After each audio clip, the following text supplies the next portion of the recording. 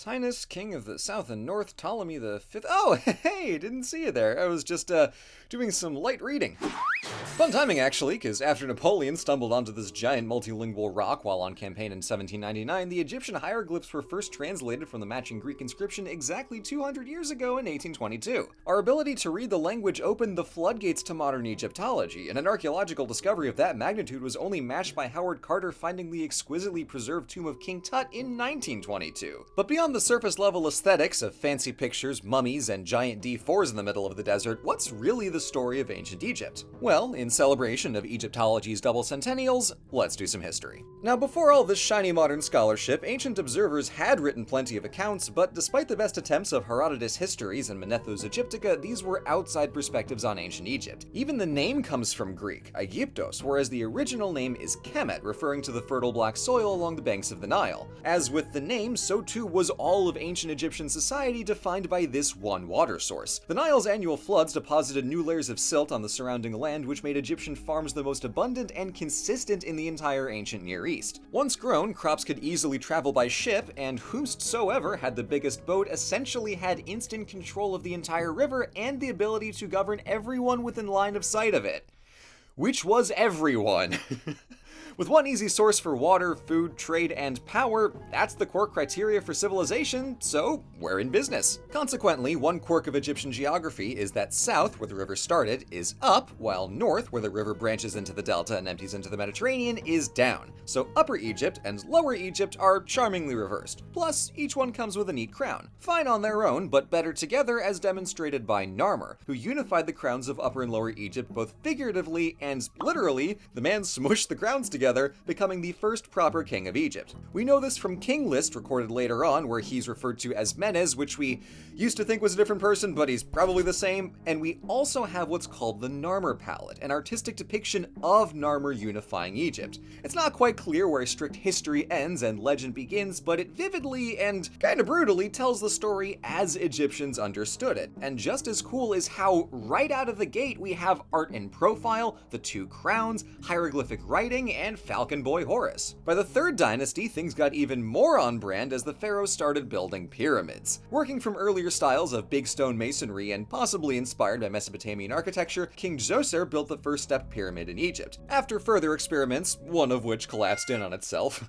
oops, the kings of the Fourth Dynasty built the big fancy pyramids at Giza, which in their day would have been coated in white limestone and capped in gold. As a pure architectural achievement, the pyramids are spectacular, but the reality is that's a lot of work for a dead guy, so later dynasties shifted focus to building temples and other more usable structures. Ancient Egypt didn't emerge fully formed, but it's impressive what does appear at the start of dynastic history, with the pleasantly terrifying implication that several core aspects of Egyptian culture go back not just to the Old Kingdom, but even before Narmer. I should specify, the term Old Kingdom, along with Middle and New Kingdom, are modern conventions to distinguish periods of dynastic continuity and general stability with the intermediate periods where something or other goes wrong. The first intermediate period began at the tail end of the Sixth Dynasty, where King Pepi II was several decades into his reign and appeared to be going senile. So in the absence of central authority, nomarchs in charge of the provinces gobbled up power for themselves and even established their own local dynasties. Though they paid lip service to the kings in Heracleopolis and Thebes, as there were competing dynasties in different cities, the next 130 years was a provincial free-for-all until King Mentuhotep II up in Thebes conquered Lower Egypt to reunite North and South, booted out all the hereditary nomarchs and replaced them with new ones actually loyal to the king, and thus kicked off the Middle Kingdom. These next 3 centuries were pleasantly chill on the political front thanks to Mentuhotep's reforms, so the main development was cultural as literature got more popular and accessible. In the Old Kingdom, spells to be used by the pharaohs in the afterlife were inscribed on the walls and sarcophagi of pyramids, while in the intermediary period that expanded to include coffin texts, so that high-ranking officials outside the royal circle could have some assistance on their way into the afterlife. By the later Middle Kingdom, this slow democratization of the afterlife culminated in the Book of the Dead, a personalized dummy's guide to the underworld filled with spells and stories to be buried alongside an individual. This requires a fairly robust conception of the afterlife, otherwise we're just casting spells in the dark, so it's likely this literature developed in response to the growing cult of Osiris, the god of the dead. Beyond looking metaphorically down, Egypt also began looking outwards to their neighbors, as Senusret III conquered south along the Nile into Nubia while building trade relations with Mesopotamia. This was great until it slightly backfired, because when travelers, merchants, and migrants from the Levant came to settle in Lower Egypt in the latter decades of the Middle Kingdom, they realized that the 13th dynasty's authority wasn't all that strong and didn't extend very far beyond the capital city of Ishtawi. So in the absence of any meaningful resistance, some Canaanites declared a new dynasty, set up a new capital at Avaris, and started ruling Lower Egypt. Apparently, it was that easy, because about a century later, another Asiatic group called the Hyksos did the exact same thing. The pharaohs up in Thebes surely weren't thrilled, but they couldn't even handle a local mini-dynasty at Abydos, so when the Hyksos eventually rolled into Thebes around 1580, they were powerless to stop it. They almost had all of Egypt too, until a dynastic dispute back down in Avaris forced them to regroup, which gave the new 17th dynasty in Thebes time to rebuild and launch a counterattack. The first two kings of the war died on campaign, but the third guy made it work, fully reuniting Egypt under Theban authority and beginning the New Kingdom period. His first order of business was stopping that whole mess from happening again, so he conquered into the Levant to smack them around a little and make sure they didn't get ideas, as well as reconquering into Nubia to open the gold mines back up. Of course, there's more ways to get cash than ripping it out of the ground or stealing its spear points. There's the polite method of selling stuff, as enthusiastically practiced by the pharaoh queen Hatshepsut. She wound up on the throne after promoting herself from regent and is best known for launching a trading expedition to the land of Punt at the base of the Red Sea, as well as re-establishing trade routes with the Near East. All that incoming wealth financed one of the biggest building programs in Egyptian history, with Hatshepsut embellishing existing temples like the one at Karnak, as well as making brand new structures like her triple colonnaded mortuary temple. This was a more efficient alternative to single-use pyramids because they were way the hell smaller, but also served as a site of public worship for the pharaoh after death, while they themselves took a nice long nap in the Valley of the Kings. This didn't stop the tombs from being robbed, but,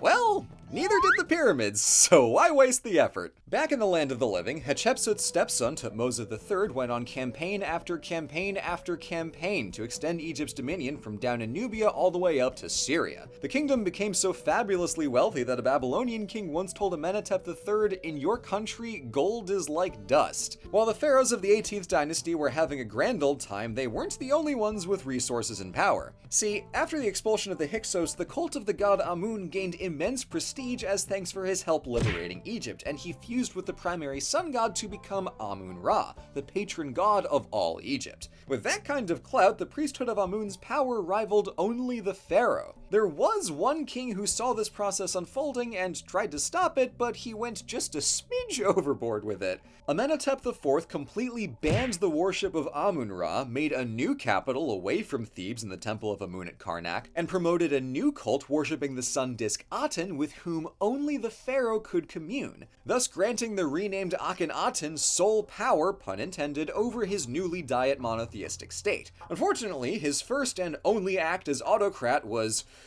kind of nothing, so nobody was governing and the economy fell in the tank, and when the new pharaoh Tutankhamun undid all that Aten nonsense and got things back on track, everybody was relieved, especially the priesthood of Amun. But before that ominous plotline comes to a head, there's one more monarch on the list who puts all the rest to shame, and that is Ramses II.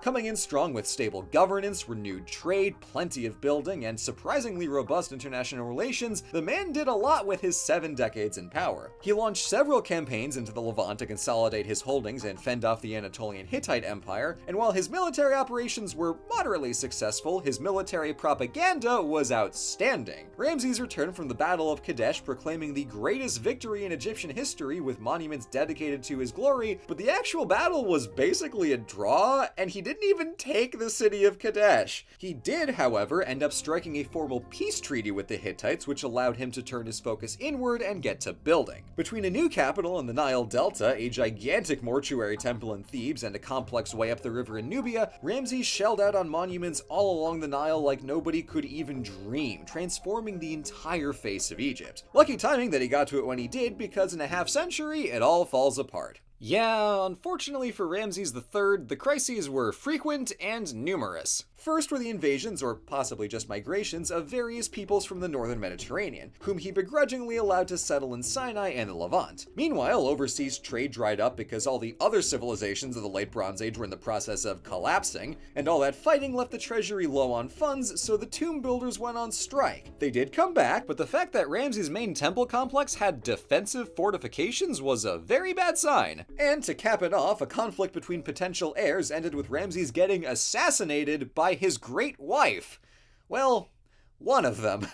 That was partly the issue. After that, subsequent rulers were no match for persistent droughts, nor the priesthood of Amun, who were now fully in charge of Upper Egypt from their base in Thebes and taking on royal titles to fit their newfound stature. There was still an actual pharaoh down in the delta, but crazy coincidence, he was related to the high priest. So silly! The breakdown of central authority in the Third Intermediate Period wasn't that bad of a time on its own, but it left Egypt wide open to foreign rule, as Libyans who settled in the Delta in centuries prior wound up ruling for 2.5 dynasties. The kingdom intermittently came together before falling back apart, and this tempting opportunity caught the eye of the Nubians from the Kingdom of Kush. On paper, once again not great, because after King Kashta installed his daughter as chief priestess of Amun, his son King Pi conquered the whole of Egypt and established a new dynasty of Kushite rulers. Thing is, these guys had a long relationship with Egypt and actually really admired their civilization, so although Egypt was ruled by foreigners, they governed well, built more pyramids, and preserved the culture, amounting to probably the best century Egypt has had since the New Kingdom. Unfortunately, other conquerors were on the way, as when the Assyrian Empire marched out from Mesopotamia into the Nile Delta in the 660s BC to sack Memphis and Thebes before installing a puppet dynasty and calling it a day. The Kushites withdrew back to their homeland up the river, leaving Egypt to figure itself out. Despite some success in resisting Assyrian influence, Egypt would remain at the mercy of forces far beyond their control. Later that century, the Assyrians got conquered by the Babylonians, who became the threat du jour, but then they got yoinked by the Achaemenid Persian Empire, who then also conquered Egypt and actually kept it this time. Egypt was no stranger to rule by foreigners, but this was the first time that the Kingdom of the Nile was merely a distant corner of a much larger empire. Granted, this was the Persian Empire, so they were actually cool with Egyptian culture, but it's the principle of the thing, you know? So naturally, Egyptians tried their hand at breaking free, and with help from Greek mercenaries, they snuck in a little half-century of independence. Persia did eventually come back, but they wouldn't stay for long, because Alexander, the Macedonian twink, came on in to build an even bigger empire.